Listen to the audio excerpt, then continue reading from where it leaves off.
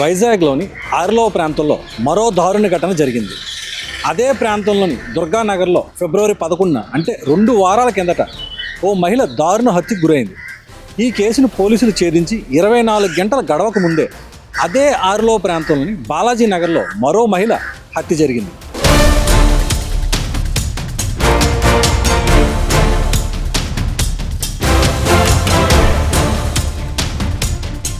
ఇలా వరుస ఘటనలు ఆ ప్రాంతంలో చోటు చేసుకోవడంతో ప్రజలు ఆందోళన చెందుతున్నారు.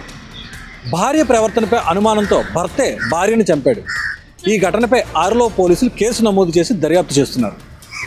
జీవీఎంసీ 11వ వార్డు పరిధిలోని బాలాజీ నగర్ సాయిబాబా ఆలయం సమీపంలో భార్యాభర్తలైన దేవుడు, దుర్గా తమ 2 పిల్లలతో కలిసి అద్దె ఇంట్లో కాపురం చేస్తున్నారు.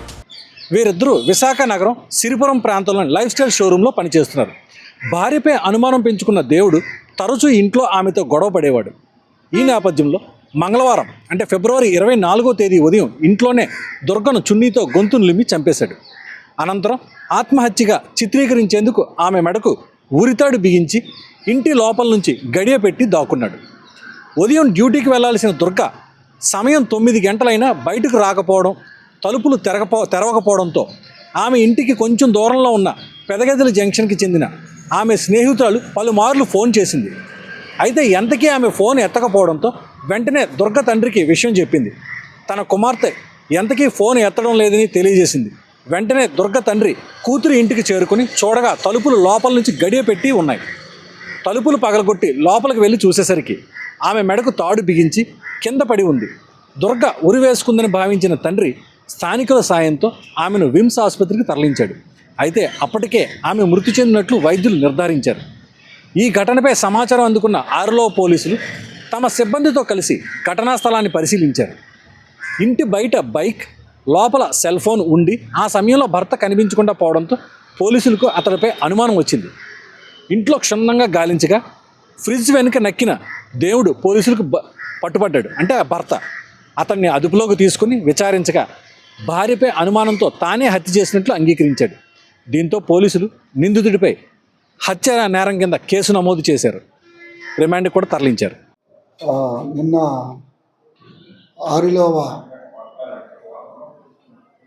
అన్నానగర్లో జరిగిన ఒక సంఘటన మీద ఈరోజు మీకు ప్రెస్ బ్రీఫింగ్ ఇవ్వడానికి ఇక్కడ మనం కలుసుకుంటున్నాం.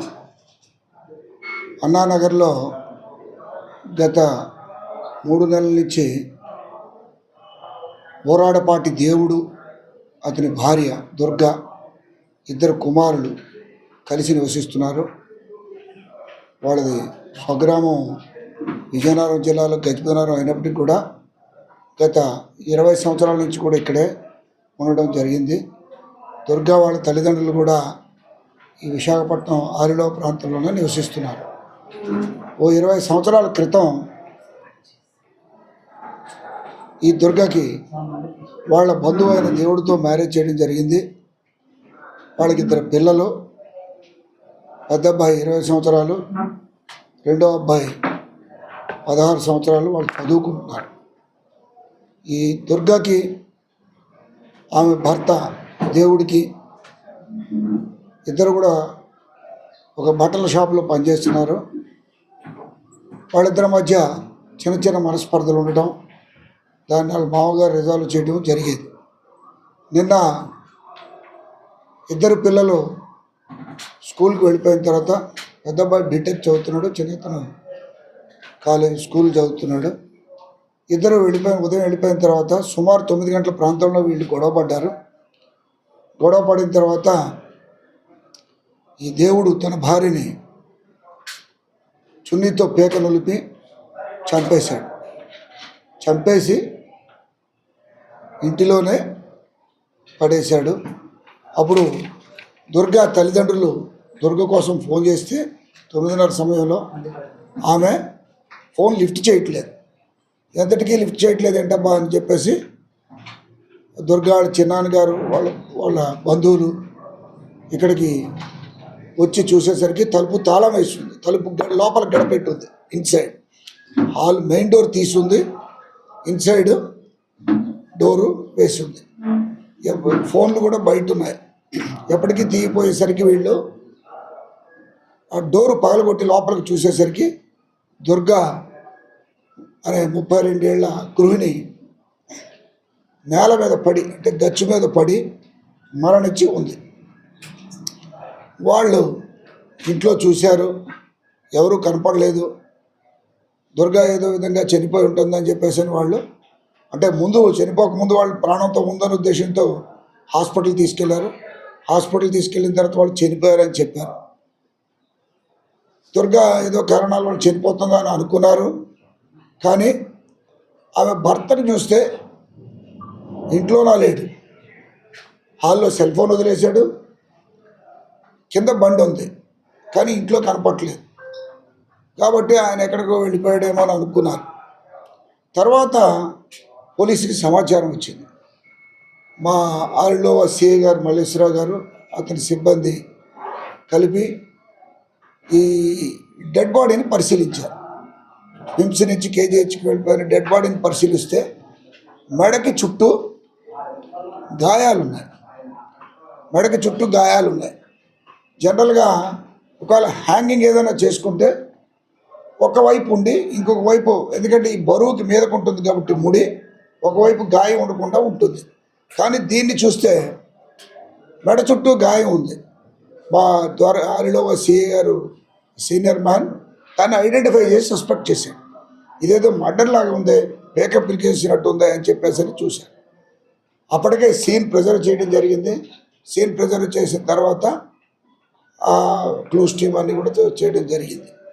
అయితే ఈ భర్త కూడా చంపేసిన తర్వాత తలుపులు పగలగొట్టినప్పుడు కూడా, ఆ బంధువులు వచ్చి పగలగొట్టినప్పుడు కూడా ఆయన ఇంట్లోనే ఉన్నాడు, దాక్కున్నాడు, హైడ్ అయిపోయాడు ఆయన ఆ ఫ్రిడ్జ్ పక్కన దాక్కున్నాడు ఎవరికి కనబడకుండా.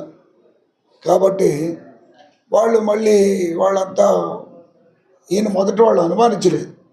కానీ ఎప్పుడైతే ఈ మెడ చుట్టూ గాయం ఉండడం ఇదంతా చూసిన తర్వాత వాళ్ళు కూడా అనుమానించడం జరిగి, వాళ్ళు ఈ మధ్యన జరిగే గొడవలు, గతంలో జరిగే గొడవలన్నింటికి కూడా వాళ్ళు కూడా పోలీసులు చెప్పడం జరిగింది, రిపోర్ట్ ఇవ్వడం జరిగింది.